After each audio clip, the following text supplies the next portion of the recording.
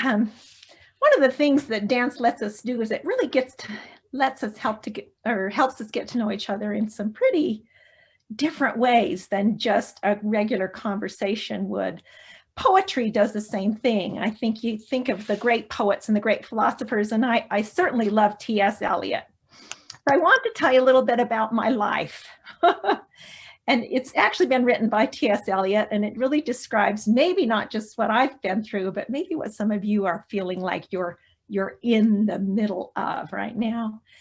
T.S. Eliot once said, all our lives, we strive and we strive and we strive, only to find ourselves back at the place where we began, but to know that place for the first time. And you kind of come around and then you think about something that happened early in your life and you say, now this makes sense. Now this reveals to me what I didn't know then. And you do it again, boom. And so we're always learning and coming back. What do we keep coming back to? We keep coming back to those things that define who we are. Well, I've used an exercise before that I practiced a little bit today. So this is in addition to my bio, which tells you about where I went to school and some of the workshops I've taught and how many thousands of children and so on and so on. And those are somewhat interesting, but you know what? This is really who I am. And it's called I Am. I am a daughter of Lena Pearl and Dilworth, a sister to 3 brothers and 3 sisters, a niece, a cousin, and an aunt. I'm a lover of playing outdoors, of taking naps in Zoom meetings. I love to play in my backyard, in the mountains, at the ocean, at the beach, by streams, and in the blue plum thicket that grew wild in my neighborhood where I grew up. I'm a Utahn, I'm a North American, and a globetrotter. I'm a lover of other cultures and know that I don't know enough about them. I'm passionate about clouds, bicycles, cowboy poetry, and Christmas carols. I am now a wife, a mother, and a grandmother. I'm a silly giggler, a cookie smuggler, and a big salad maker, and a one-time elephant trainer. Lest you think you came to the wrong Zoom meeting, I am a lover of creatively dancing, of children, and of daCi. Do you know, I consider teaching and nurturing and leadership to have some things in common, but they are not the same thing. And I need to acknowledge, as I always do, 3 teacher leaders who really helped me identify who I was as a lover of nurturing, of creativity and children and dancing. And first and foremost, I have to start with Virginia Tanner. Virginia Tanner lived from, I can't remember when she was born, but from the turn of the century, basically, until 1978. The year that daCi began, I had been in Virginia's home, and she was talking to me about a dance that I had choreographed when I was a teacher there. So this was at a time after I had left teaching at the Virginia Tanner studio. But her company had been invited to the very first daCi. And it wasn't called daCi then, but it was called Dance and the Child. It was a conference in Canada at Edmonton, the University of Edmonton, with Joyce Borman. And then I got to go and watch a rehearsal of my dance. And before I got to Canada to see Virginia's students dance it, she had passed away. She had left this earth. And I was so grateful that I could see that dance, that she had helped me develop my creativity as a choreographer. And she had left the earth, but the children she was teaching at that time were dancing my dance. And it was a real profound moment for me. And sorry about this cracking in my voice. Pearl Wagstaff Garf was also a great teacher of mine who taught me to be passionate about the innocence of children and to help children dance their own ideas and their own themes, and not to have put upon them adult movement and adult themes and adult costumes, but to really have it be quality and beautiful, and to really understand the impact of the innocence and the beauty of childhood discovery. I hear that in some of your voices, and I hear it in the movement that I saw in the movement that you did, is that you want to be authentic to who you are at this point in your life. And of course, D. Winterton, he was so magical. And all of these three very influential teachers in the first 20 years of my life and career have made an indelible impact. And I owe much of what I have done for the rest of my life to the kind of things they did. Now, I've had great leaders and educators in many arenas, but I won't name their names, although I have a big long list I wrote when I was thinking about how grateful I am for them.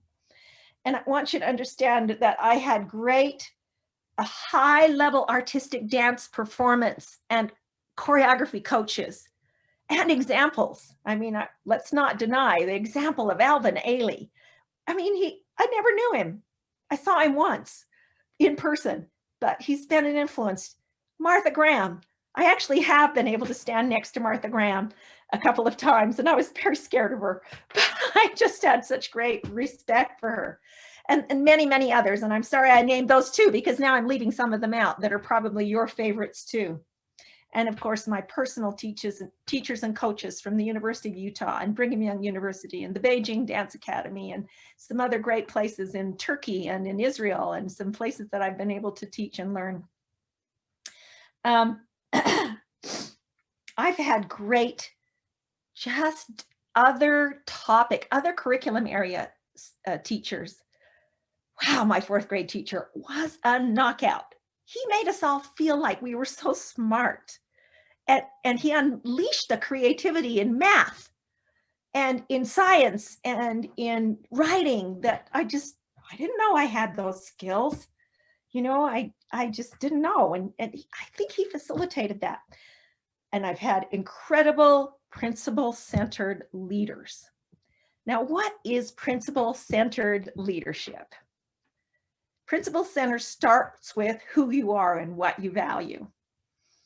And if your values match the group of people, the team, the little study, choreography you're making on a small group of your peers, or the faculty members at your studio, or the whole department at your university, or wherever you might be, that principle-centered leadership needs to match with the vision and goals of that institution. And when they do, some pretty incredible things can happen. And I have seen examples, and I have been successful sometimes in my leadership roles with it. And I have really bombed on some of those things. So I don't want to act like I know what leadership is because I've been successful with it all my life, but I have been an admirer of great leaders and tried to learn from them. So what is principle-centered leadership in dance? Principle-centered leadership. You know what? One of the main principles, one of the great skills of leadership is to be transparent in your communication. And so sometimes that means to be the only one who respectfully says, I don't agree with the direction of where this conversation is taking us. And I respect it, and I will jump on board and follow it. But I cannot sit here and not share that I feel differently. You know, when you're a leader, you're faced with some pretty hard things sometimes, and how you communicate them to those people who you have stewardship over or responsibility toward, and how you communicate to them. I'll never forget one leader who said this: we are all really smart, and we can figure out how to make this change happen. And that, I mean, think about that. Does that empower you like it empowered me that day? We're all smart. You're smart. I'm pretty smart. We can do this. We can make this change. And again, I said teaching and leadership have a lot in common, and they're not exactly the same, but in this way, that's what my greatest teachers did. My fourth grade teacher, he made me feel so smart. And I was able to do things that surprised me. Yeah. My sister-in-law, who married my brother, approached a woman named Virginia Tanner and said, what can we do to get my little sister to dance here? They don't have money, and she really, really wants to dance. Well, here's why. At 4 years old, I saw my cousin Jane take a dance class with Miss Virginia. And it was the most magical thing I had ever experienced. She had seashells, and she showed the seashells. And she said, there's a dance in this seashell. Actually, there are many dances in this one seashell. And each of you are going to go out and find that dance. And my little 4-year-old brain went, what? How can you dance a seashell? Don't you just have to show some steps and show me the steps? Well, no. These young people, there were a couple of boys and my cousin and several of her girlfriends that were in this class. They were probably 13 or 14 years old. They spiraled with their whole spine. They did spiking, poking kinds of things. They had rough and bumpy outside movement and then inside smooth swirling movement. They danced seashells. And I just said to everybody that would listen from that point on, when I grow up, I want to pierce my ears, grow my hair long, and I used to sit on it, but now that I'm 65, I wear it short, and dance with Virginia. Well, my brother made it possible for me to do that 7 years later. So I've been saying that since I was 4. That magic was so powerful. It impacted me and was in my mind and heart that many years before I finally got to go dance at Miss Virginia's studio. Virginia taught me so much about magic. She was the magician queen, and about creative movement and fearless improvisation. I just loved what we were able to create with her. Now that sister-in-law, Pearl, then became my mentor when I started to teach at her studio. And she taught me about the importance of really understanding the children. Later on, I read the work of John Goodlad, and he's an incredible educational theorist. And John Goodlad said, I've studied teachers all over Canada and all over the United States. And there are 2 qualities that all good teachers have. And I thought, that's interesting. What could that be? He said, the first quality is they love and know their students. And the second quality is they love and they know their subject. And that's what Pearl taught me, to really love and know the student, and love and know my subject, and never get tired of learning more about it.